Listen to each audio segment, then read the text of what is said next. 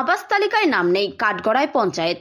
আজব ব্যাপার, বাড়ি থাকতেও মিলছে একের পর এক বাড়ি, আবার অন্যদিকে গৃহহীনদের কপালে জুটছে না আবাস তালিকায় নাম। ব্লক প্রশাসন ও পঞ্চায়েতের তরফে সার্ভে করে বেশ কয়েক মাস আগে আবাস তালিকার নাম রিপোর্ট আকারে নিয়ে যাওয়া হয়, কিন্তু কয়েক মাস যেতে না যেতেই তালিকায় নাম বদল, এমনটাই অভিযোগ করছেন।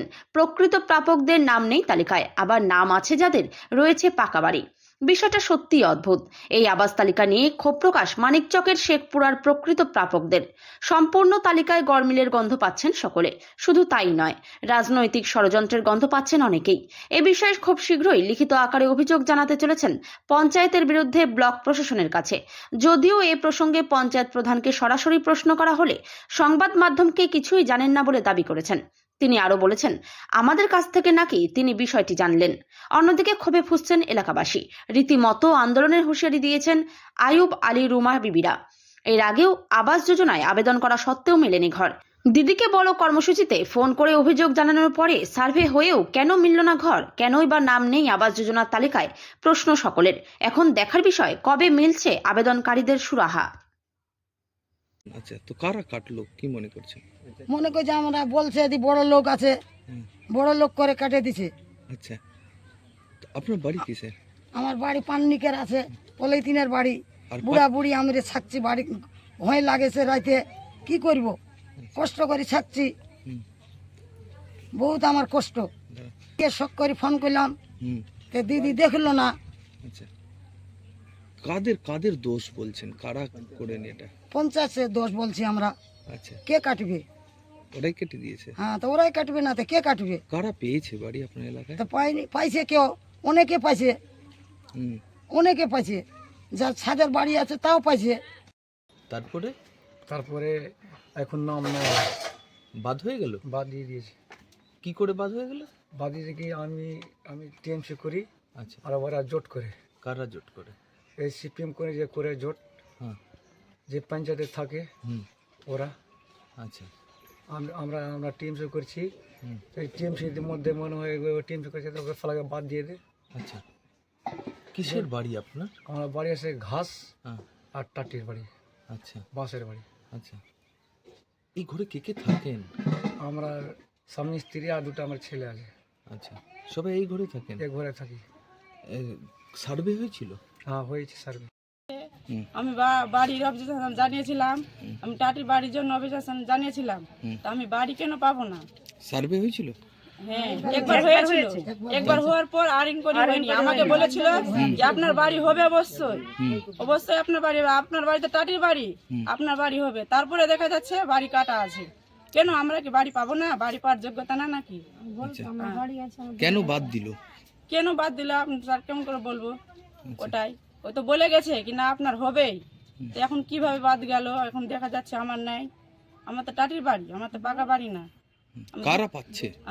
যাদের ছাদের বাড়ি আছে, যাদের বাড়ি আছে, পাকা বাড়ি আছে, তারা পাচ্ছে। আমি হয়েছিল একবার, আচ্ছা, সার্ভের পর আর হয়নি। হ্যাঁ, যাতে যা অনেক অনেক লোকের সার্ভে হয়ে গেছে, আমাদের বাড়ি হয়নি। দেখেন না আপনাদের বাড়ি, এই বাড়িতে হবে কি না ঘর, আপনারা নিজে দেখেন, যোগ্য মনে যোগ্য করছেন? আছে কি না সেটা আপনারা দেখেন, ভাবনা চিন্তা করেন। প্রয়োজন পড়লে আমরা বিডিওর কাছে যাব, বিডিওর লোকগুলো কীভাবে ইনকোয়ারি করে, আর পঞ্চায়েতের লোক সেটা দেখেন, আপনারা নিজে ইনকোয়ারি করে দেখেন আমরা হয় কি না। সার্ভে ঠিক হয়নি? সার্ভে ঠিক হয়নি, আচ্ছা, আমাদের সার্ভে ঠিক একদম কিছুতে হয়নি। কিসের ঘর আপনার? আমাদের ঘর পান্ডির ঘর, পলিথিন দিয়ে কোনোরকম করে বসবাস করি আমরা। কে থাকেন? আমরা দুই বুড়া বুড়ি থাকি আমরা, আচ্ছা, আর কেউ নাই আমাদের। ফোন করেছিলেন দিদিকে বলে? না, আর ফোন করেনি আমরা। আগে করেছিলেন? হ্যাঁ, আগে করেছি ফোন, আচ্ছা, ওই হিসাবে তো আমাদের ইনকোয়ারি আসছে। আচ্ছা, একবার ইনকোয়ারি গেল আর আসেনি ইনকোয়ারি। তো কি মনে করছেন এই যে আপনাদেরকে বাদ দেওয়া হলো, কাদের গাফিলতি রয়েছে? এটা সব পঞ্চায়েতের লোকের হয়েছে গাফিলাতি, আচ্ছা, আর ভিডিও ওদের গাফিলতি? হ্যাঁ, ওদের গাফিলাতি না হলে আমাদের। অভিযোগ হয়েছে যেখানে অনেকেই অভিযোগ করছেন কি টাকা পয়সার বদলেই নাকি অনেকের নাম এসছে, পাকা বাড়ি এসছে, কাঁচা বাড়ি বাদ পড়েছে। এই গোড়মিল নিয়ে কি বলবেন? দেখুন, আপনার মুখে আমি এই অভিযোগটা শুনলাম, এই কথাগুলো শুনলাম। যদি কেউ কাঁচা বাড়ি আছে অথচ পায়নি, তারা নিজেদের অভিযোগটা জানাক, আবার দ্বিতীয়বার ইনকোয়ারি হবে এবং তারা নিশ্চয়ই পাবে। তাহলে প্রথমবার সার্ভে তারা বাদ কি করে পড়লো এবং পাকা বাড়ির নাম নথিভুক্ত কিভাবে হলো, কি মনে করছেন? ইনকোয়ারিটা যথাযথভাবে হয়েছে, ওনারা আবার নিজেদের অভিযোগ জানান, আবার দ্বিতীয় ইনকোয়ারিগুলো অবশ্যই করবেন। তাহলে এই যে অনেকে অভিযোগ করছে কি এখানে রাজনৈতিক ষড়যন্ত্র হচ্ছে বা টাকা পয়সার অভিযোগ তুলছে, কি বলবেন? এরকম কোনো অভিযোগ আমার কানে আসেনি, কিছু শোনা নাই আমার, পুরোপুরি মিথ্যে অভিযোগ। তো যারা বঞ্চিত ন্যায্য প্রাপক তাদের জন্য কি ভাবছেন? তারাও রাজ্যে যারা প্রাপক তারা নিজেদের অভিযোগগুলো জানান ঊর্ধ্বতন কর্তৃপক্ষকে। ঊর্ধ্বতন কর্তৃপক্ষ আবার ইনকোয়ারি করবেন এবং নিশ্চয়ই যাদের কাঁচা বাড়ি আছে তারা দ্বিতীয়বারের লিস্টে নাম আসবে এবং নিশ্চয়ই পাবে। ওনারা অনেকেই প্রশাসনের একাংশের বিরুদ্ধে অভিযোগ তুলছে কি সঠিকভাবে যদি ইনকোয়ারি হতো তাহলে আমাদের কাঁচা বাড়ি বাদ যেত না, এই বিষয়ে কি বলবেন? না, ইনকোয়ারি তো সবসময় সঠিকভাবেই হয়। হ্যাঁ, সেই ক্ষেত্রে হয়তো কোথাও তো কিছু গন্ডগোল হয়েছে বা দ্বিতীয়বার যখন ওরা অভিযোগ করে তখন নিশ্চয়ই তারা পেয়ে যাবে। আপনার নাম বলবেন, কি দায়িত্বে রয়েছে? তখন মজুমদার, জিপি প্রধান। ক্ষতিকারক প্লাস্টিকের ক্যারিব্যাগ বর্জনের নির্দেশ দিয়েছে সরকার। চারিদিকে চলছে সচেতনতামূলক প্রচার কর্মসূচি। রায়গঞ্জেও তার ব্যতিক্রম নেই। ক্ষতিকারক প্লাস্টিক পরিবেশকে চরমভাবে দূষিত করছে।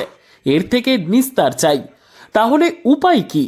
চিন্তা নেই, রায়গঞ্জে চলে এসেছে বিকল্প ব্যবস্থা। সবার জন্য সুখবর। পশ্চিমবঙ্গ সরকারের অনুমোদনে আগামী সপ্তাহ থেকেই শহরে তৈরি হতে চলেছে পরিবেশ বান্ধব দূষণমুক্ত বিভিন্ন ধরনের বায়ো ক্যারিব্যাগ, যা অবশ্যই পচনশীল। একেবারে সুলভে পেয়ে যাবেন আপনারা। আগ্রহী বিক্রেতা ও ডিলারশিপের জন্য অতি সত্বর যোগাযোগ করুন আমাদের সাথে। আমাদের ঠিকানা ইকো ক্যারি ইন্ডাস্ট্রিজ, জেলখানা মোড়, রায়গঞ্জ, উত্তর দিনাজপুর। আমাদের মোবাইল নম্বর 7001178352 অথবা 9434171272 অথবা 8250161082 অথবা 9800217806।